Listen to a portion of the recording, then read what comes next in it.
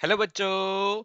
In given question, two bodies move in a straight line towards each other at initial velocities v1 and v2 and with the constant acceleration a1 and a2 directed against the corresponding velocities at the initial instant, what must be the maximum initial separation Lmax between the bodies for which they meet during the motion.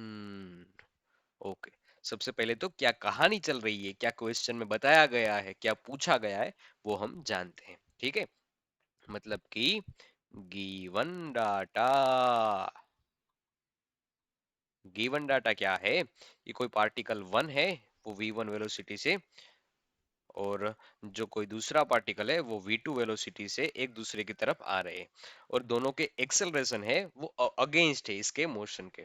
मतलब कि a1 है वो इस तरफ कुछ है, और a2 है वो कुछ इस तरफ है।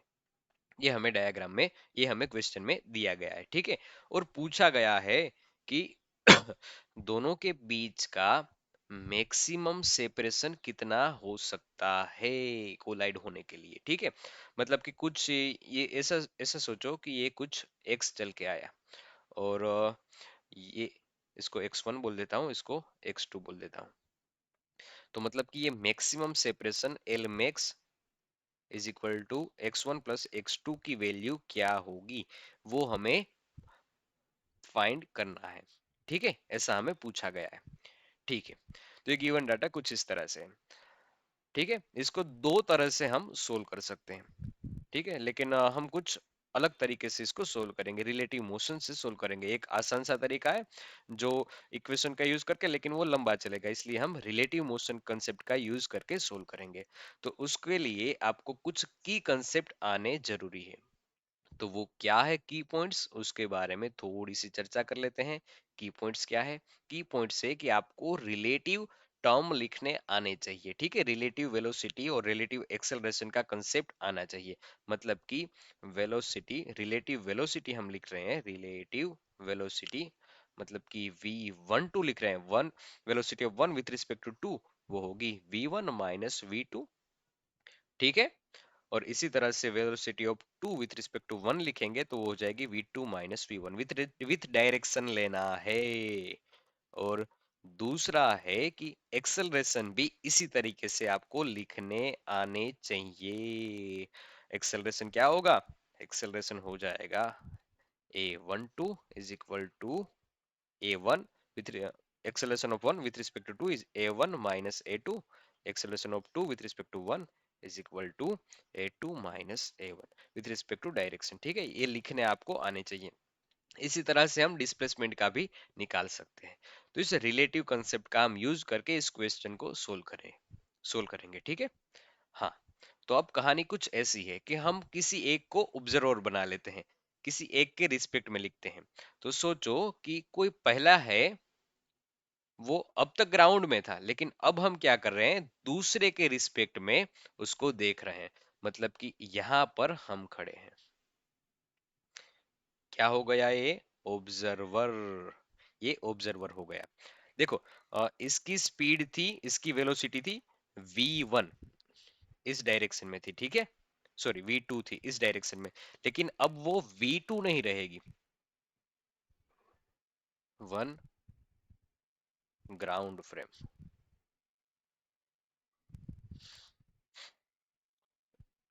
ग्राउंड फ्रेम की कहानी हमने पिछले क्वेश्चन में देखी।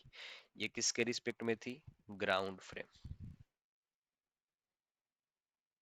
ठीक है, अब हम इस क्वेश्चन में क्या कर रहे हैं, ग्राउंड फ्रेम को हटा के हम लिख रहे हैं इस वेलोसिटी को विथ रिस्पेक्ट टू टू की फ्रेम, लेकिन लिख रहे हैं observer two frame. Observer two को क्या लग रहा है कि जो बंदा V1 से आ रहा था, V1 से आ रहा था, वो अब V1 से नहीं आ रहा, दुगनी स्पीड से आ रहा है। मतलब कि velocity of one with respect to two हो जाएगी V1। हम फॉर्मूला से भी डिराइव कर सकते हैं और ऐसे भी लिख सकते हैं। ठीक है, फॉर्मूला से आगे बढ़ते हैं तो V1 माइनस V2। देखो ये V2 है, V2 है, वो तो वो तो नेगेटिव डायरेक्शन में है, मतलब कि -v2 लिखा जाएगा। तो ये वेलोसिटी मिल रही है v1 प्लस v2। तो मैं बोल रहा था आपको कि इस ऑब्जर्वर को लगेगा कि वो कुछ दुगनी स्पीड से आ रहा है। हाँ, कुछ ज्यादा स्पीड से आ रहा है। तो वही हमें रिलेटिव मोशन से मिला, रिलेटिव कॉन्सेप्ट से मिला। ठीक है, ये रिलेटिव वेलोसिटी हमने लिख दी। हम क्या कर रहे हैं, ऑब्जर्वर फ्रेम का यूज कर रहे हैं, ग्राउंड फ्रेम नहीं है। कुछ कंफ्यूजन ना हो इसलिए मैंने लिख दिया। तो ये वेलोसिटी हो गई v1 प्लस v2, ये रिलेटिव वेलोसिटी हो गई। ठीक है, देखो हमने सुना है कि जो ऑब्जर्वर होता है वो रेस्ट पर ही होता है, विथ रिस्पेक्ट टू हम लेते हैं तो ऑब्जर्वर को रेस्ट पे रख देते हैं। ठीक है, अब देखो एक्सेलरेशन के बारे में भी चर्चा कर लेते हैं। एक्सेलरेशन इसका था a1 नेगेटिव डायरेक्शन में, और इसका था पॉजिटिव डायरेक्शन में a2। तो एक्सेलरेशन हम लिखने जाएंगे तो वो मिलता है acceleration relative is equal to a1 minus a12 is equal to a1 है वो नेगेटिव डायरेक्शन में, मतलब कि -a1 माइनस करके a2 है वो पॉजिटिव डायरेक्शन में है। ठीक है, तो इसको सिंपली लिख देते हैं a2। तो यहां से हमें मिलता है माइनस ब्रैकेट में a1 प्लस a2। तो ये हमें रिलेटिव एक्सेलरेशन भी मिल गया। मतलब कि अब वो बंदा है, पहले वाला बंदा है, वो a1 से नहीं दौड़ रहा, a1 से एक्सेलरेशन नहीं है उसके पास। उसके पास है a1 प्लस a2, और वो है नेगेटिव डायरेक्शन में। ठीक है, अब ये कहानी चल रही है ऑब्जर्वर 2 की फ्रेम में। ठीक है, हाँ, तो अब देखो उसको जो डिस्टेंस ट्रैवल करना होगा वो सिर्फ और सिर्फ एच ही करना होगा, x1 और x2 के टर्म में हम नहीं पढ़ते। ठीक है, यही हो जाएगा lmx। क्यों क्यों क्यों क्यों सर, ऑब्जर्वर 2 क्यों नहीं चल रहा? अरे यार वो तो रेस्ट पे है, वही तो ऑब्जर्वर है ना, इसलिए तो lmx हमें यही मिल जाएगा। ठीक है, कौन कवर कर रहा है इसको? पार्टिकल 1 कवर कर रहा है। असल में वो नहीं कवर कर रहा, लेकिन रिलेटिव टर्म में बोल सकते हैं। ठीक है, तो हम करते हैं इक्वेशन ऑफ मोशन का यूज। हाँ, सबसे पहले क्या कर सकते हैं हम इसमें, हाँ सेकंड वाले इक्वेशन को यूज कर सकते हैं। तो कुछ इस तरह से होगा कि s is equal to 1/2 at square plus ut। तो वहां से s हमें मिलता है lmax, वैल्यू रख दी हमने। ठीक है, यही हमें फाइंड करना है। 1/2 एक्सेलरेशन a हमें दिया गया है, एक्सेलरेशन a है हमारे पास, माइनस में है इसलिए मैं आगे माइनस लिख देता हूं, और ये हो जाएगा a1 plus a2 into T square. Velocity u भी है हमारे पास, क्या है initial velocity v1 plus v2 है, इंटू करके t आ गया। ठीक है, ये कहानी हमें मिली। सर हमने सुना है कि ये एलमेक्स तभी हो सकता है जब इसका differentiation with respect to T. L max तभी हो सकता है जब L dl by dt zero हो। और दूसरी भी एक कंडीशन है, दो कंडीशन होती है असल में, मैक्सिमा और मिनिमा की। ठीक है, मैक्सिमम कभी हो सकता है जब D square L upon D T square zero से छोटा हो, तभी ये मैक्सिमम हो सकता है।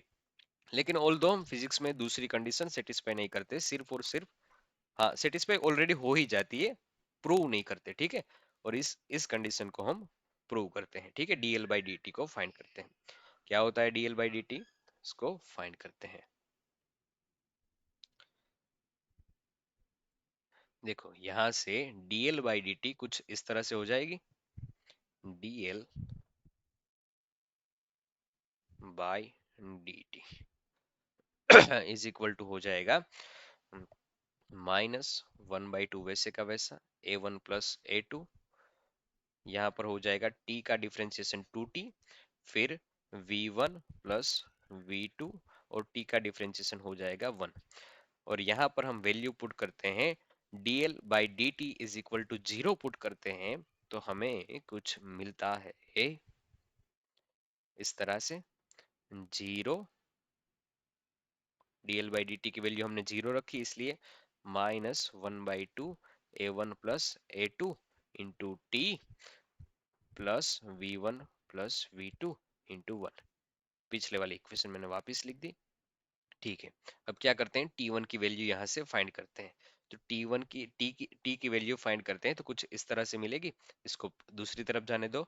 तो t इज इक्वल टू हो जाता है v1 प्लस V2, दूसरी तरफ जा दिया तो V1 प्लस V2 इंटू हो जाएगा T इंटू हो जाएगा 2। ये कुछ कंफ्यूजन है, कुछ गलती कर दी मैंने? नहीं, नहीं, हाँ, हाँ, हाँ, हाँ, यहाँ पर 2 है ना, तो 2 2 कैंसिल आउट हो जाएंगे। ये वाला 2 और ये वाला 2 कैंसिल आउट हो जाएंगे, तो ये वाला 2 और ये वाला 2 कैंसिल आउट हो जाएंगे। तो यहाँ से हमें वैल्यू मिलती है t is equal to V1 plus V2 upon acceleration A1 plus A2। ठीक है, अब हम क्या करते हैं, put the value of t in this equation, जो हमने यहाँ पर लिखी हुई है। ठीक है, इसको स्टार मार्क कर लेता हूँ, इस इक्वेशन को star. Put the value of t in equation star.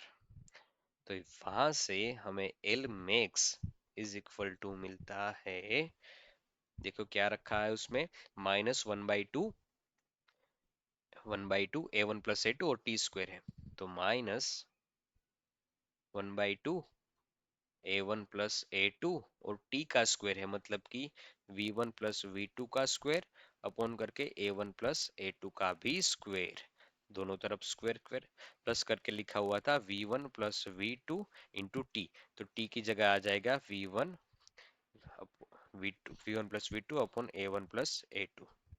तो यहाँ से हम देख सकते हैं कि दोनों तरफ से, इस तरफ से एक एक टर्म कैंसिल आउट हो जाएगा।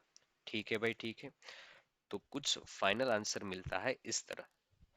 इस वाले टर्म को पहले लिख लेते हैं। ठीक है, तो मिलता है, चलो ठीक है, दोनों में से जो कॉमन निकलता है उसी को निकाल लेते हैं बाहर। तो V1 प्लस V2 दोनों तरफ स्क्वायर है, ये भी स्क्वायर हो जाएगा, और ये पहले से ही स्क्वायर है, तो V1 प्लस V2 का स्क्वायर अपॉन करके डिनोमिनेटर टर्म में V1 A1 प्लस A2। हाँ, यहां से बच रहा है कुछ भी नहीं, इसलिए लिख दिया -1/2। हाँ, -1/2 बच रहा है, और यहां से बच रहा है कुछ भी नहीं, मतलब कि +1। अब सोचो, +1 में से हमें निकालना है आधा, ठीक है, 1/2 निकालना है, तो हमारा फाइनल आंसर बनता है कुछ ऐसा, V1 प्लस V2 का होल स्क्वायर अपॉन करके 2 A1 प्लस A2। ये हमारा मिलता है फाइनल आंसर। ठीक है, ये हमारा है final answer. Okay, thank you very much.